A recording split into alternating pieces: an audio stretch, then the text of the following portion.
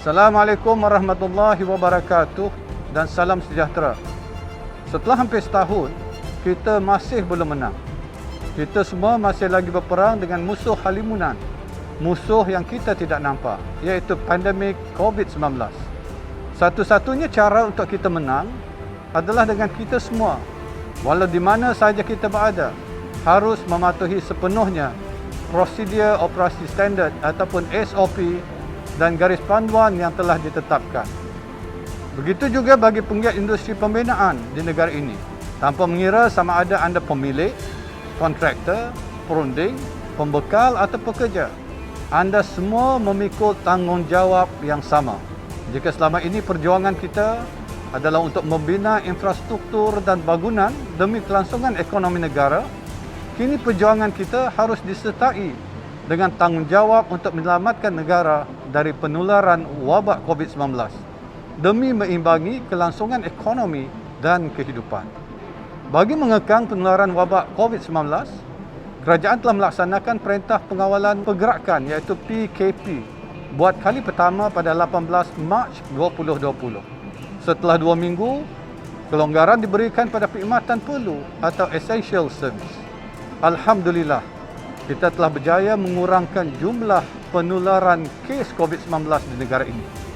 Malangnya kejayaan yang kita kecapi dalam membendung wabak ini telah menjadikan kita terlalu selesa dan leka. Semasa PKP pemulihan dilaksanakan, ramai yang tidak mengambil berat pematuhan SOP. Akibatnya, kes positif COVID-19 naik secara mendadak sehingga mencecah lebih 5,000 kes sehari.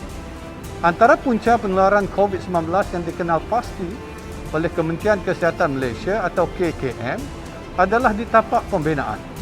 Sektor pembinaan telah mencatat kes kedua terbanyak selepas sektor pembuatan. Statistik terkini menunjukkan terdapat 97 kluster pembinaan yang melibatkan sebanyak 13,663 kes positif. Mengapakah kes positif COVID-19 naik dengan begitu mendadak di tapak-tapak pembinaan? Semuanya berpunca daripada kegagalan mematuhi SOP dan garis panduan ditetapkan. Penemuan KKM mendapati punca utama penularan wabak ini di kalangan pekerja asing adalah penginapan pekerja yang sesak, baik yang tinggal di penempatan pekerja berpusat, di kawasan tapak pembinaan dan pekerja yang menyewa di luar. Kediaman sesak dan kotor dan SOP diabaikan. Selain itu, pekerja yang berpindah dari satu tapak bina ke tapak bina yang lain didapati berperanan menyebarkan wabak tersebut dan membentuk kluster-kluster pembinaan. Demi meimbangi kehidupan dan kesihatan rakyat, akhirnya pada 13 Januari 2021, kerajaan terpaksa memutuskan untuk kembali kepada PKP buat kali kedua. Namun kerajaan sedar, jika sektor pembinaan tidak beroperasi, ia akan mencatat kerugian sebanyak 11.6 bilion ringgit setiap bulan. Ramai yang terkesan kena hilang pekerjaan serta sumber pendapatan. Oleh demikian, setiap dari kita adalah bertanggungjawab mengelakkan kerugian, memastikan kesihatan dijaga dan kelangsungan ekonomi dapat diteruskan. Menangani isu penginapan pekerja dan pergerakan pekerja ke tapak bina adalah satu-satunya cara untuk memerangi penularan COVID-19 di dalam sektor pembinaan. Pemilik projek, kontraktor, konsultan, pembekal, pekerja dan semua yang terlibat di tapak bina wajib mematuhi SOP sepenuhnya. Kita semua perlu memastikan pematuhan SOP sepenuhnya tanpa sebarang kompromi.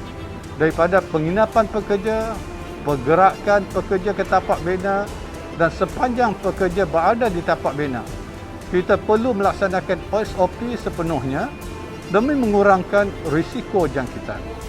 Saya juga telah mengarahkan CIDB Malaysia untuk mengambil tindakan yang tegas ke atas mana-mana tapak bina yang didapati tidak mematuhi SOP. Selain arahan menutup tapak bina yang gagal mematuhi SOP, kontraktor juga berdepan dengan tindakan disiplin yang boleh mengakibatkan pendaftaran kontraktor digantung atau dibatalkan. Kedua-dua tindakan ini sudah tentunya akan mengakibatkan kerugian kepada semua pihak, yang terlibat di dalam sesuatu projek pembinaan. Penggiat industri harus sedar, sekiranya terdapat penularan kes COVID-19 di tapak projek mereka, dengan adanya pekerja disahkan positif COVID-19, ia pastinya akan mengakibatkan penangguhan pelaksanaan projek. Ini kerana pekerja lain selaku kontak rapat pekerja terbabit perlu dikuarantinkan. Maka pelaksanaan projek juga akan terhenti dan menyebabkan jumlah kerugian yang tinggi. Oleh demikian, semua pihak di dalam sektor pembinaan perlu memberi kerjasama sepenuhnya bagi memastikan tiada penularan wabak COVID-19 di tapak projek masing-masing. Hanya dengan kerjasama ini, kita dapat memastikan aktiviti pembinaan dapat diteruskan bagi menyokong kelangsungan sektor ekonomi negara. Ia tanggungjawab kita bersama untuk menyelamatkan rakyat dan negara daripada COVID-19.